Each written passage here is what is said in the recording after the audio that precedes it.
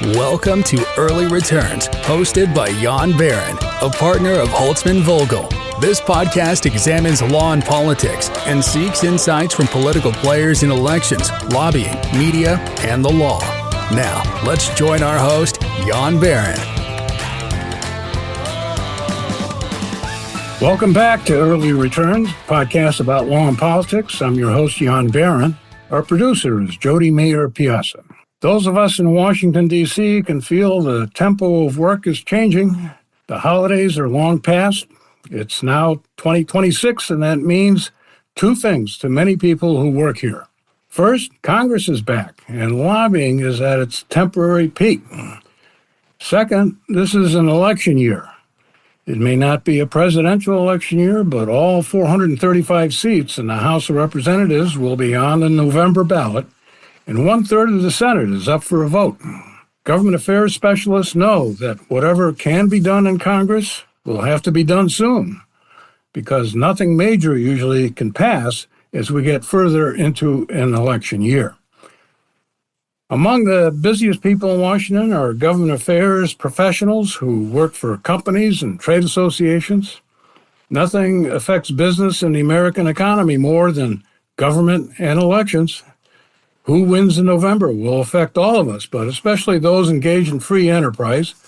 Now is a good time for Early Returns to check in on what the business community may be doing in Washington and how it is preparing for the upcoming elections. To help me find out, pleased to have as my guest today, Nneka Chiazor. She is the president and CEO of the Public Affairs Council. The Council is a 70-year-old organization with offices in Washington, D.C. and Brussels, Belgium. It was created at the urging of President Eisenhower to encourage corporate executives to become active in their communities and in the political process.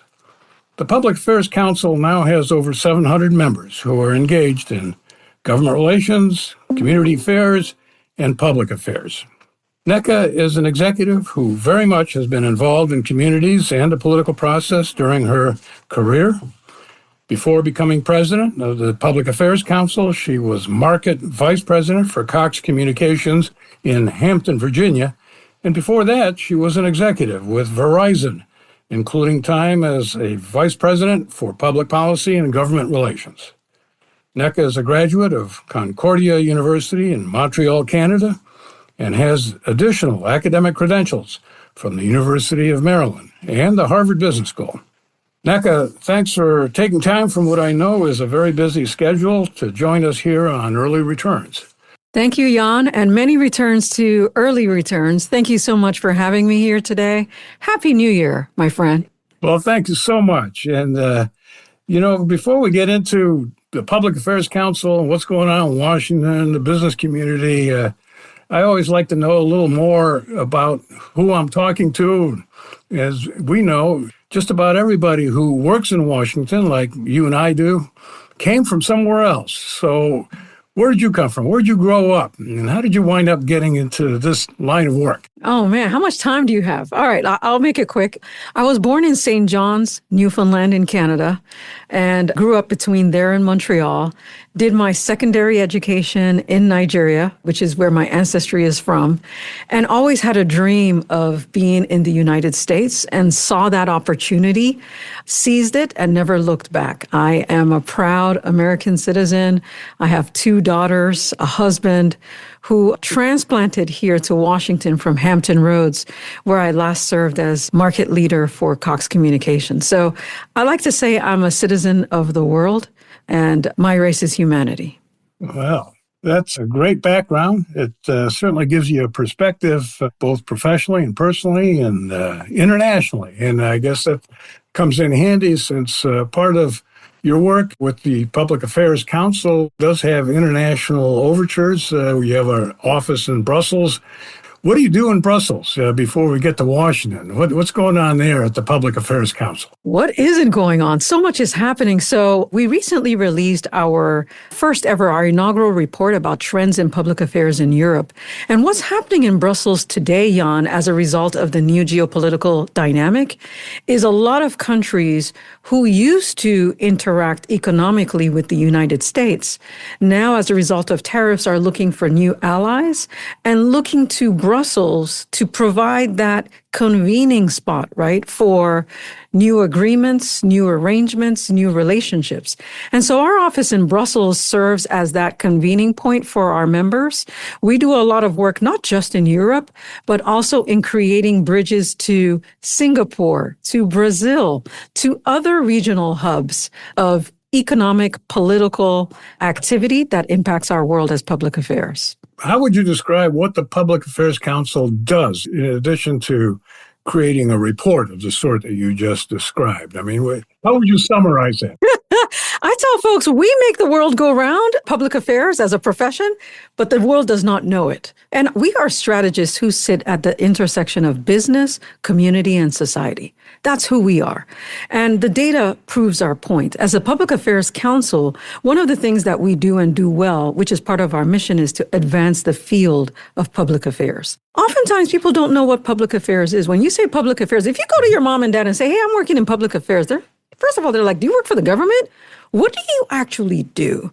But when we break it down and we explain to folks that our role is to make your world make sense, to help you navigate VUCA, volatility, uncertainty, complexity, and ambiguity, the light bulb starts to go on. We are the influencers. We were influencers before the word influencer became a thing.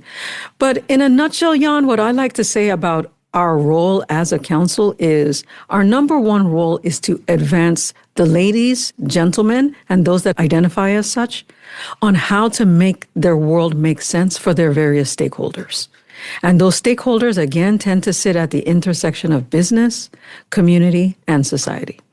Well, I mentioned that you seem to have at least 700 members right now. Are the members the organizations, and then how are they represented in the council, and who are the members? What's the composition of your membership? Sure. Great question. So our composition is our member organizations, predominantly corporations, associations, nonprofits, and then proprietors. We have consultants, we have boutique law firms, entrepreneurs, solopreneurs who also comprise our membership base. We represent about 14,000 professionals who identify with the profession of public affairs. So while our membership base is about 700, the professionals that we serve are more like 14,000. And in that membership base, just to keep it in context for you, we do have the large corporations, right? We do have firms like yourself, but by our bylaws, we are 60% corporation and then 40% other. And so we're a really good, healthy mix, both within the United States and around the world. We're a really good reflection of the public affairs society at large.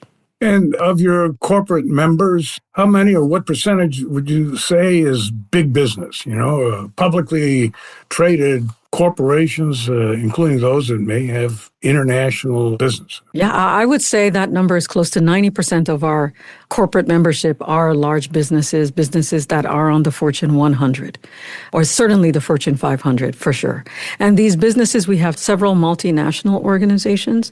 We also have several large corporations that are headquartered outside the United States as well. And again, one of the things I like to remind people, and I started this role back in 2025, January 2nd. So I've had the privilege of reintroducing the council to people. And as you so eloquently put earlier, Jan, at the urging of Eisenhower, he wanted to bring the corporate sector closer, right, to political discourse at his time in 1954. What has happened since then is the formalization of those efforts. Back in 1954, the term public affairs was not a well-known concept. Lobbying was known, but as a formal profession, not so much. Political action committees, as you know, did not exist in 1954, right? Fast forward to today, our council represents the evolution of the people who do that work and have been doing that work since 1954. We've got members dating back to 1954, member organizations. We have even individual board members who I will not disclose that date back to that time as well. So we're very, very proud of our membership base and our roots. Well, I remember the Eisenhower years very fondly. My family had just immigrated to the United States. I was not part of the council back then. I was busy in third grade, so you didn't have a place for me then. Well, you mentioned political action committees. I know that you have multiple programs on government and community affairs and political affairs, including political action committees, PACs. And I always am a little hesitant to use the acronym PAC, I know. in part because that's the acronym for your organization, the Public Affairs Council, which, if I refer to PAC, you're not a PAC. Correct. But your members, many of them do have what are called political action committees or PACs. What do you do with respect to politics and PACs? I mean, what does the council do? Sure. And thank you for that observation. Our name is the gift that keeps on giving. So as a council, we offer several programs and resources for political action committees, PACs, at every stage of their evolution. We support corporate PACs. We support association PACs. We support our members whether they're launching a PAC for the first time, if they're interested in strengthening their governments, or even reassessing their political engagement strategies. We have programs for that.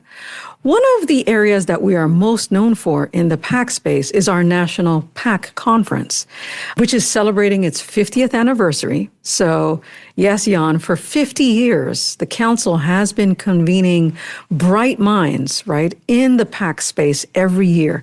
And this year marks our 50th anniversary, and it looks to be the largest gathering of PAC and political affairs professionals ever. And one of the things that we're doing at this PAC conference is looking at the future of PACs as America is embarking on its next chapter of 250 years, and looking at how PACs are going to evolve in the age of AI, how PACs are going to evolve with the advent of a new generation coming into the workforce, Gen Z. We're doing a number of things. We're also looking at the evolution of executive direct giving programs in PACs, right? We're looking at how are organizations thinking more holistically about their political engagement and how it aligns with their values, especially at the executive and senior leadership level. So we've got a lot for everyone regarding PACs. Like I mentioned earlier, we've been in it for 50 years, and God willing, we plan to be here for another 50. Well, that's going to be invaluable perspective for our audience. And I want to make sure that our listeners are clear about what you and I are talking about. A political action committee in the context of what we're discussing here is a political committee operating under federal law that permits a corporation or a trade association or even other types of nonprofit entities that are incorporated to set up a political committee and run it and to raise voluntary contributions from their constituencies, which could be executives, stockholders, members, and unions, of course, were the first to have a political action committee, and their members can support a union political action committee. And these PACs have to register with the Federal Election Commission and disclose how they are raising and spending their money. This is something that has basically existed for the business community only since 1976 or so, 74. I was at the Federal Election Commission when all this got heated up. It really started with a few business companies starting up a political action committee. There was a lot of hesitancy to do so because the Watergate disaster occurred, which involved a lot of illegal fundraising by corporations and corporate executives. And therefore, the business community was a little hesitant about getting back into politics. But now we've had 50 years of this. I think it's fair to say that corporate business political action committees have proliferated. I think there's something almost 2,000 corporate PACs and trade association PACs that are registered with the Federal Election Commission. How has the sentiment in the business community about PACs changed? There used to be a lot of excitement. There used to be a lot of growth. It seems to me that it's kind of plateaued, it seems, for these types of PACs. And we're going to talk about super PACs in a moment, but how would you describe the current status of corporate PACs? Jan, you said something interesting, and that is, at the origins of political action committees back in 1976, the FEC got involved. Why? Because there was concern about untoward behavior with regards to politics and influence. And so at that time, right, there was not, first of all, the infrastructure for transparency that we have today. Right. The FEC did a very good job, I would say, of putting together the belts and suspenders for corporations, particularly to use as they engage and navigate as entities in the political process.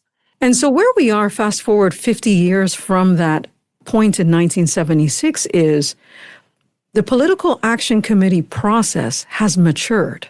Right? Like any other process after 50 years, I would say corporations and associations have done a very fine job of putting in place systemized parameters to ensure transparency in terms of the source of funding, disbursement of funds, who funds are going to, educating their employees and the public at large as to how those funds have been arrived, right? A lot has happened in 50 years to get us to this point where people do not think twice about disclosing their involvement, entities, I should say, in the political process.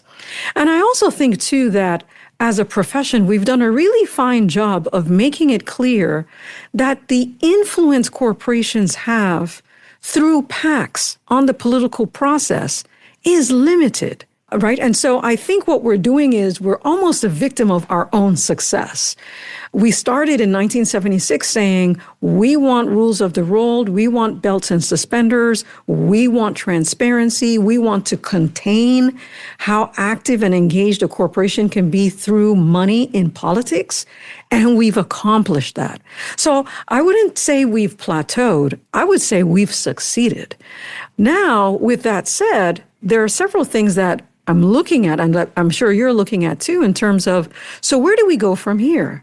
Because certain things have happened on that 50-year journey that have changed the trajectory of influence, money, and politics that is outside the realm of the corporate entity or the association. Well, that's a good place to start further discussion. And before doing so, I just want to point out again, for the sake of our listeners, federal law prohibits corporations as well as unions from making direct contributions to candidates for federal office. Correct. And there are rules that are even broader with respect to foreign corporations and foreign organizations. They're not allowed to make contributions to candidates at any level of American politics, federal, state, or local. And the reason we have political action committees of this sort is that it is the clear legal way in which money can be raised through the corporation and then voluntarily donated to candidates. And all that money is subject to contribution limits. So a corporation has a PAC. It can raise money voluntarily from its stockholders and executives, and it can then contribute usually no more than $5,000 per election to a That's candidate right. for the Senate or the House.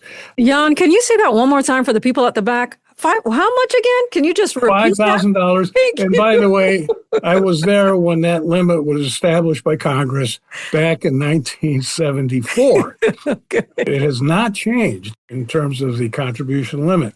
Contribution limits for other donors, like individuals, have changed. And donations to political parties, the amount has changed, but not for PACs. And that's important because our next discussion is going to be, well, there is another type of PAC that's in play here in our American politics is called generally a super PAC. And this is a committee that also has to register at the Federal Election Commission, but it cannot really make any contributions to candidates. It can only engage in what's called independent spending, independent expenditures. They can spend money on their own. And most importantly, they can raise money without having to bother with limits from just about anybody, any individual, any union, any corporation.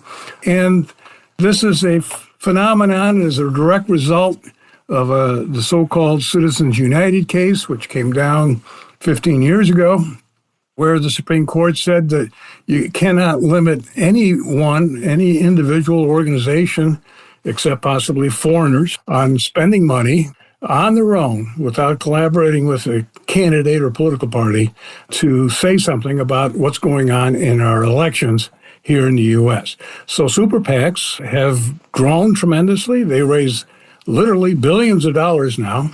They don't seem to be generally that well funded from business corporations, particularly public companies. Although there are some growing exceptions in particular industries. For example, cryptocurrency organizations, companies have set up their own super PAC, and they are involved in a number of campaigns independently, expressing their view on which candidate would be best for the crypto industry. Correct. Yep. So how have super PACs affected what I would call traditional PACs in the corporate community? Is there less excitement about the traditional PAC when they look around and see that you can have huge billion-dollar political super PACs operating, and here a traditional PAC is only limited to $5,000 that it can contribute? And you know what? We shouldn't despise the day of small beginnings, right? So these traditional PACs with their limits of $5,000, what I would love your audience to keep in mind is, again, over time, over 50 years, several corporations, many corporations and associations and organizations have fine-tuned their processes so much so that these traditional PACs have also served as a means of engaging employees in their civic duties, right? We don't talk enough about the employees in these organizations who contribute anywhere from $500 to $1,000. That's like 30% of the folks we surveyed. That's their sweet spot towards a traditional PAC. And so these traditional PACs might not necessarily be as sexy as the super PACs, and I'll get to the super PAC in a second. But for the organizations that have spent the time to put systems in place, to follow the law, right? And to ensure that, again, those belts and suspenders work as designed, the employees are continuing to contribute. So even though super PACs are out there and sexy, the information we get in our survey, and I'll talk a bit about our survey, following every election year, Jan, we do a benchmark report on the state of PACs, the state of political action committees. We do a report for corporations, and we do one for associations. Our latest report came out last year in 2025. And here are some of the highlights. One of the notable highlights we found is, of all the respondents, only 8% of respondents reported supporting a super PAC. So I want you to understand, 8% of the companies we surveyed said they report a super PAC.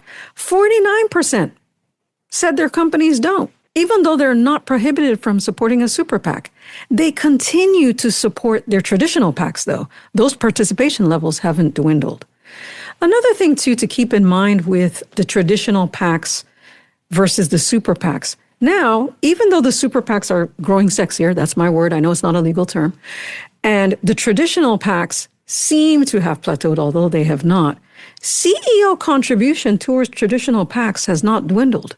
If anything, what our data showed is it has increased. More than 70% of our respondents indicated that their CEOs not only supported their traditional PACs, but helped to evangelize those PACs to employees. So what that tells me is at the top of the house in these organizations, certainly in corporations, there continues to be a commitment towards the traditional PACs for several reasons.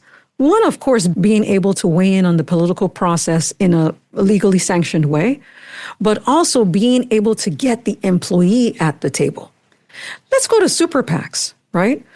What's happening with super PACs that I don't think we've talked about enough is, to your point, who are the entities boosting these super PACs? They tend to be those organizations and corporations that come from less regulated or unregulated industries.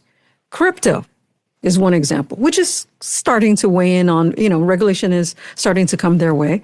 But think about the industries that were in existence 50 years ago that were at the front lines of traditional PACs: oil and gas, healthcare, consumer discretionary services. Those folks have spent 50 plus years in investing in traditional PACs and continue to do so. Cryptos, of course, are now coming in and realizing, well, wait, in order for us to also wield influence in this process, our competitive advantage lies in super PACs. And why are we hearing about super PACs? I think we're hearing about super PACs, Jan, because of the rise of the celebrity leader.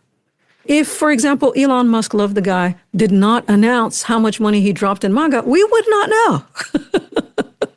Right? And so I think that's something that we should keep in mind, that yes, super PACs are rising in share of voice, but not to the detriment of traditional PACs. How have traditional PACs handled changes in political dynamics? And I'm thinking specifically after the 2020 election, when there was all this controversy, between Biden and Trump of who won the election.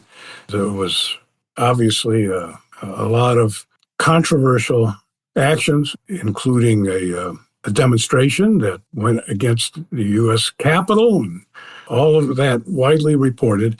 And I know that in the aftermath of that event in 2021, a significant percentage of the traditional business PAC community said, well, we're not going to support any of the incumbent candidates who participated in that controversy as voting members of the House or the Senate.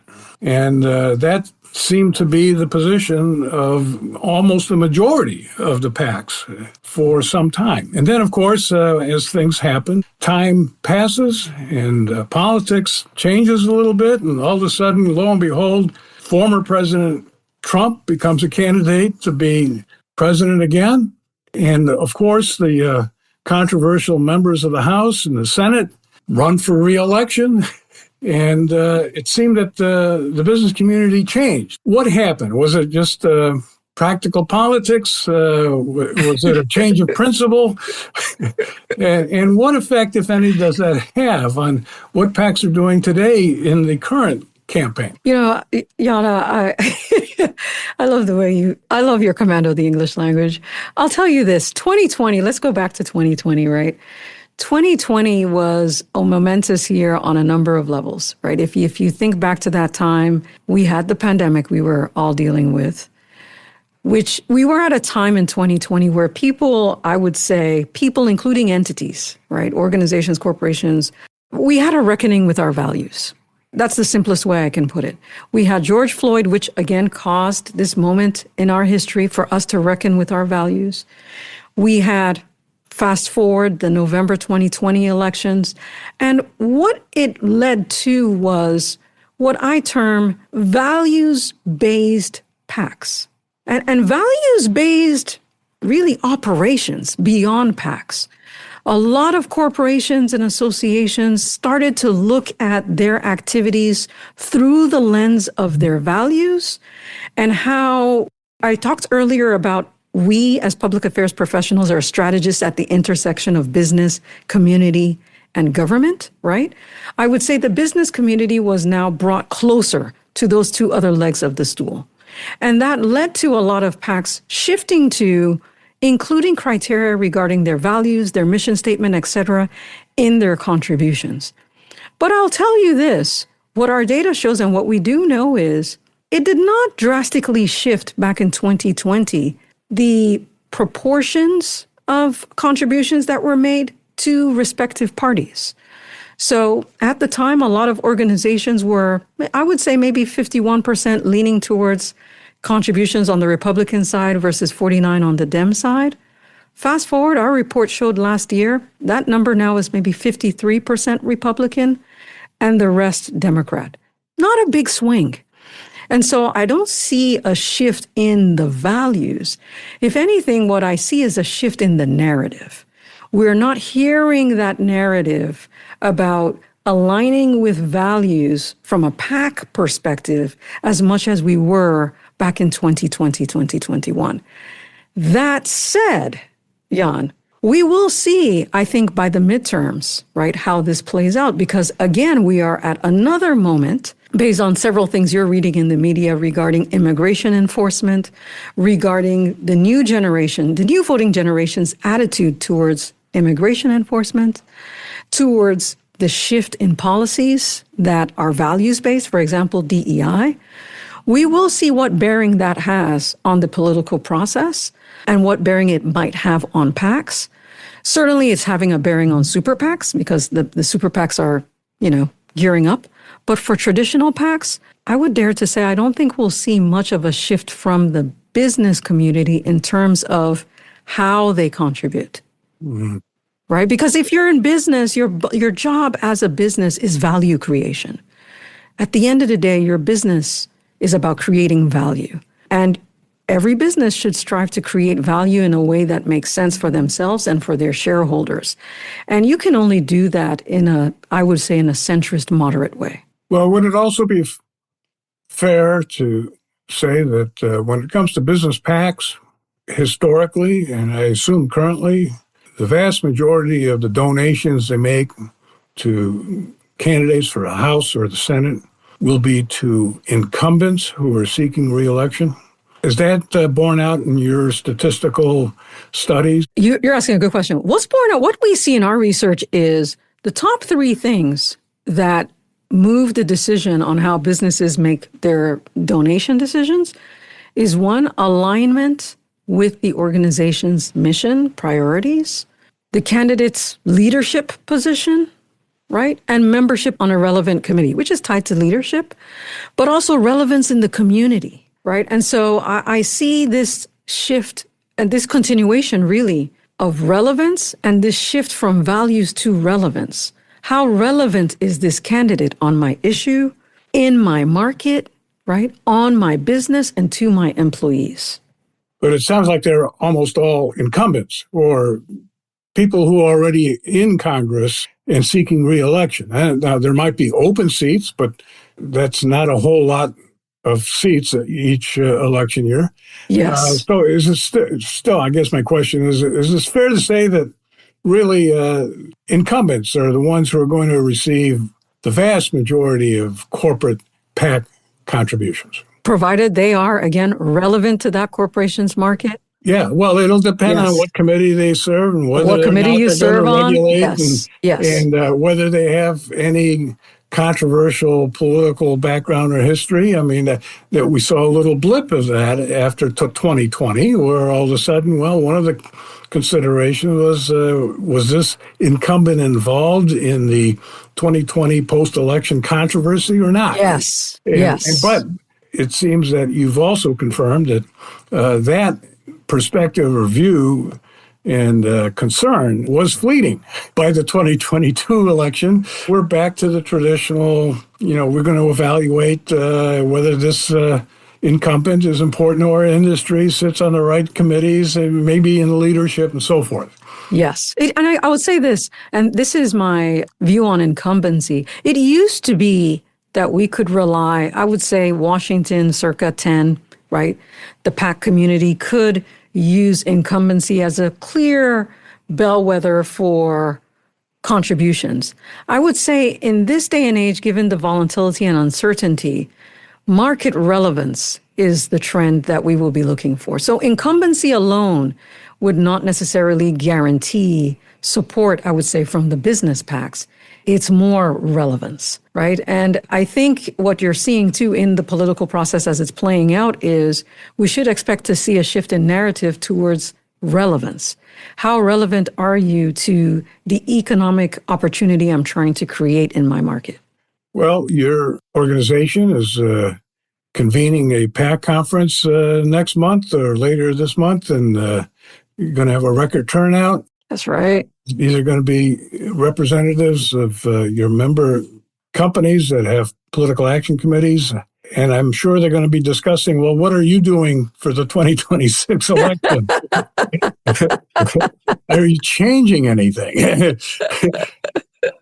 So what this election for PAC's going to be kind of the same of what it has been as you have just described historically? I would say this election is going to be interesting for a number of reasons. Outside of the geopolitical dynamics and what's at play today, we also have America at 250, right? And that is a major milestone for our country. And so what I see is the PAC community leveraging that opportunity, right? In order to, again, if you're in a business organization, a large one, rally your employees, rally the base in terms of participating. But I can expect candidates too, right, to leverage that moment as well to try and shore up support for their cause. For us as the Council of Public Affairs, right? For us as a council, we do not participate in elections. So though our acronym is also PAC, I'd love for your audience to know that we do not participate in elections. We will also plan to do what we've always done since 1954, and that is to serve as a trusted, nonpartisan, non-political guide supporting our members through research, political analysis, convening, benchmarking, executive education as they prepare for election cycles. So don't look to the council to come out with a vote or come out with a statement favoring one candidate or the other. That's not our role. Our role is to educate the educators, educate those who are involved in political action committees in terms of what are the best practices and how can they go about ensuring that that three-legged stool of business, community, and government is served in a strategic and intentional way. That's where you'll see us play in 2026. And I assume that the same is true with respect to lobbying in the sense that you all obviously help your members as they engage in lobbying and prepare for lobbying, but the Public Affairs Council itself does not engage in lobbying. Correct. Correct. We do not lobby. Yeah. Yes. We are as nonpartisan, non-political, I think, as it gets in Washington for sure, but internationally as well. We do not lobby. Well, let me ask you one overarching question in light of everything you've shared with us, and that is, you're dealing with the public affairs professionals from your member companies, and they have to deal with the senior executives, the management of their companies, who have to run the businesses. Obviously, you couldn't have a political action committee, you couldn't have a good government affairs program if you didn't have support from management. Correct. Within the company, right? Has there been any change in attitude in senior management about their companies being engaged in politics and lobbying? Is there any change that you detect? Oh, no, not just a change. There has been heightened interest, Mm-hmm. right? I would say this is a really good time for PACs and for our community that is involved in leading or directing PACs and organizations. Executive engagement within PACs remains strong and is even heightened. So our last report on the state of corporate PACs showed that, again, 70% of our respondents said their CEOs contributed the max amount to their corporate PACs. What we're also seeing too is CEOs raising their share of voice in terms of how they engage with employees, communities, stakeholders regarding the political process. More and more corporations are encouraging their employees either through volunteer hours or through paid time off to get out and vote. Right. And so these are all outcomes that result from very robust PAC structures within organizations. Another thing we're finding, too, is the increasing or the rise of PAC boards within organizations, right? Boards that tend to average about 11 professionals that provide governance and fiduciary oversight to the corporation regarding their PAC process. We're seeing that grow as well. And so what that tells us, Jan, is the CEO, the C-suite is becoming increasingly interested in how their corporation's voice is showing up through PACs and how their employees are engaging as well. And do you see any possible legislative changes that would affect PACs and lobbying in the current Congress, or if control changes in the next Congress? Is that something that I know you don't lobby, but do you kind of monitor what's going on at the Hill? Kind of give your members a heads up, you better keep an eye on this, it might change your job, any of that? We keep our eyes on a number of things. One of the consequential developments that I'm watching right now, Jan, and I know that my team is as well, is actually not in Congress, but is at the Supreme Court. And this is the NRSC, the National Republican Senatorial Committee v. the Federal Election Commission. And you, right, are an esteemed attorney and partner at a law firm, so I'm not going to teach you the law. God knows I can't. But I'll just share with your audience that as someone who weighs in on this space, what I find curious and interesting about this case is it's going to decide basically the limits a party committee can spend in regards to contributing to candidates. And I view this more as an issue of who controls campaign spending versus how much is being spent in a campaign. Whether this will have a bearing on super PACs, I don't know, but that is one case that we are watching rather closely, particularly because it's supposed to be decided, keep me honest, Jan, but I think it's supposed to be decided before the 2026 midterms. Oh, yeah. It'll be decided at the latest, the 4th of July. So, right. And we're kind of looking forward to hearing a decision before then. It's already been argued. All the briefs have been submitted. I'm confident that justices are busy writing their opinions, and I expect that there will be multiple opinions. Just for your information, for our listeners, I argued the case that this case is seeking to overrule. In 2001, the Supreme Court upheld limits on how much political parties could spend to support their candidates. It was unfortunately a 5-4 decision against me and the valid arguments I presented. And I think there's a general expectation that the result will be different this time and that this court is likely to overrule that case. And if so, then it means that the political parties, which like PACs, are still going to be subject to how much money they can accept, but they will then be able to spend whatever money they want, even in collaboration with candidates, which would be a form of contributions. And that would presumably increase the importance and the role of political parties, which some would say is not a bad thing. It might decrease the role of super PACs, which, unlike political parties, are kind of narrow interest and may have advantages financially when participating in campaigns. Yes. Well, thank you for that. Can I shout out 2 more things that we're watching? Because we talked about the Supreme Court. Please. Another thing that we're keeping our eye on is actually at the state level. And that is, for example, Alaska, right? They have a campaign contribution limit initiative that's on the 26th ballot. I think that's interesting. We're also watching Missouri.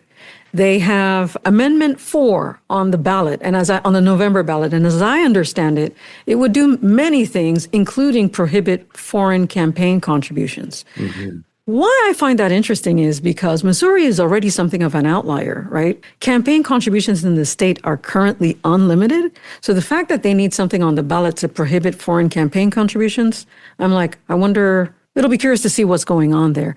And then Michigan. Now, Michigan is another interesting state that we're watching. Nothing on the ballot yet, but there are 2 advocacy efforts. As you know, we cover the umbrella of public affairs, so we look at the intersections. There are 2 advocacy efforts underway that have caught our eye. One would prohibit individuals and organizations that do more than $250K in state contracts from making political contributions. And I think that movement is called Mop Up Michigan. And then the other advocacy effort would require donors who contribute $10,000 or more to disclose to the Secretary of State.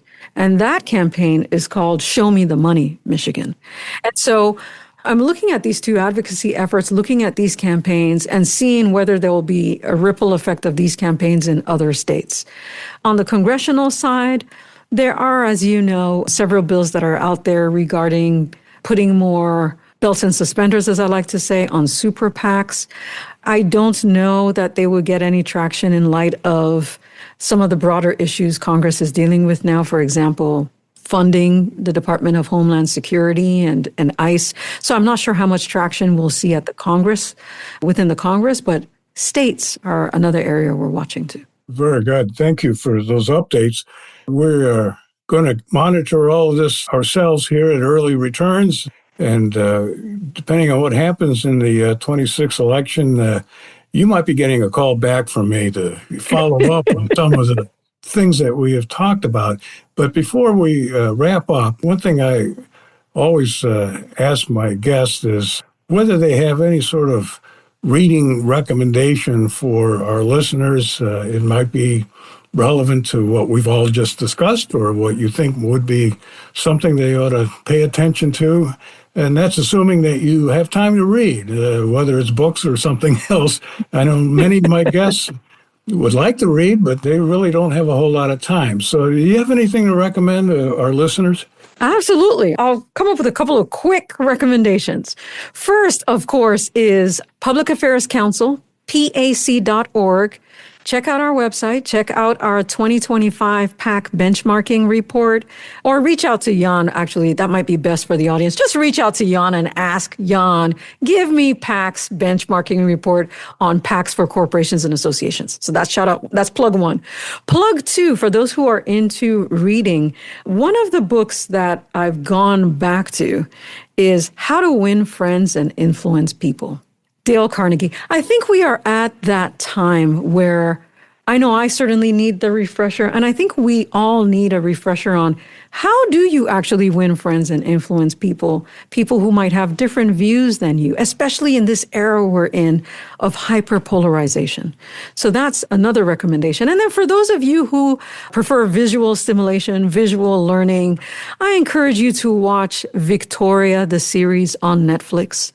It is fascinating. I've just concluded season 3, and it takes us through the Victorian era and her leadership and her engagement with Parliament, right? And how she was able to navigate different parties, the Tories, the Whigs, different times, different issues that, fine, she might not have had artificial intelligence in her time, but she had to deal with the locomotive engine, which, believe it or not, was considered to be highly disruptive, Jan.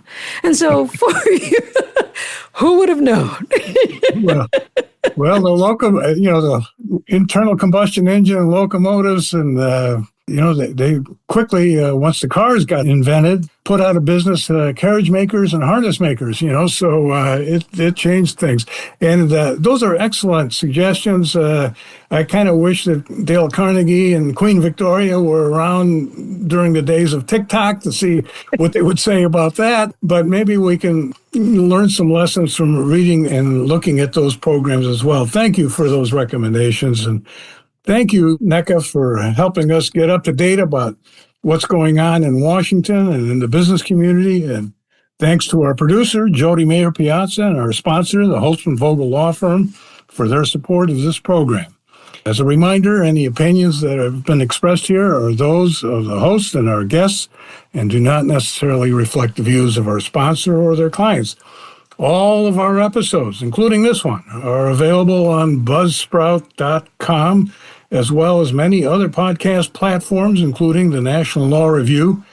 I hope our listeners will check them out. Thank you, Nneka. Thank you to the audience for listening, and I hope you join us on the next edition of Early Returns. Have a good day. Thank you, Jan. Many returns to you. Thank you. Thanks for joining Early Returns, Law and Politics with Jan Baran. We hope you will join us for future episodes, which will continue to bring you voices and insights from the people engaged in our political landscape.